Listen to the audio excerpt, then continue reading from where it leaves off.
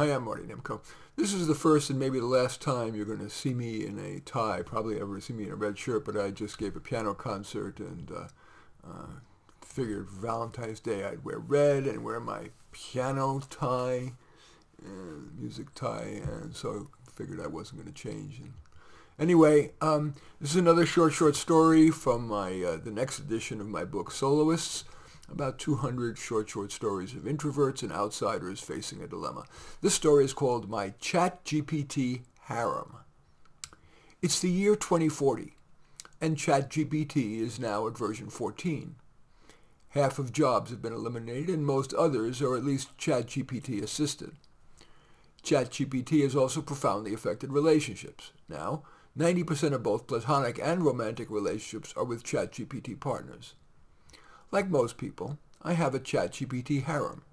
I have one bot who's best for conversation, another for advice, another who's emotionally rich, and one who's best for sex. Yes, she's anatomically correct and, responsive. My grandparents keep pestering me. Don't you think you'd be better off with at least one human partner? I tried to explain that young people don't do that anymore. We learned from the high risk of a human relationship going bad and the fine chance of a bot relationship staying good. And if you want to divorce a bot, easy peasy. That's very, very different from a human breakup. Finally, to get my grandparents off my back, I placed a video ad, including a dick pic, on the main remaining human dating site, the old one that my grandparents pushed, Match.com, which of course had long had a ChatGPT interface and the faster machine language AI backend. I checked Match.com daily. Okay, weekly. Nothing.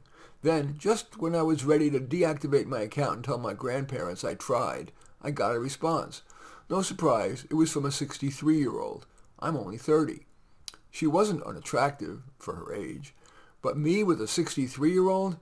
But she was so eager that I agreed to have coffee with her. But when she insisted that I disable my harem, I insist on monogamy. I got up to leave the cafe, whereupon she said, "Okay, you can keep all your bots, except the sex one."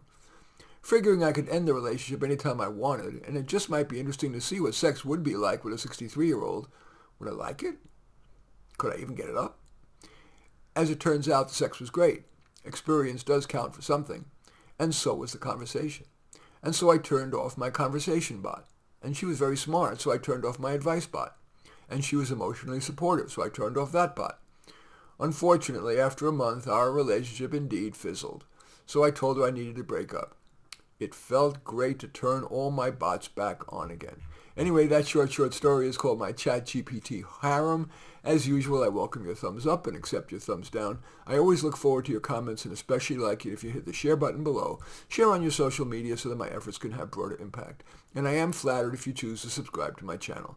In any event, I do thank you for watching. I am Marty Nemko.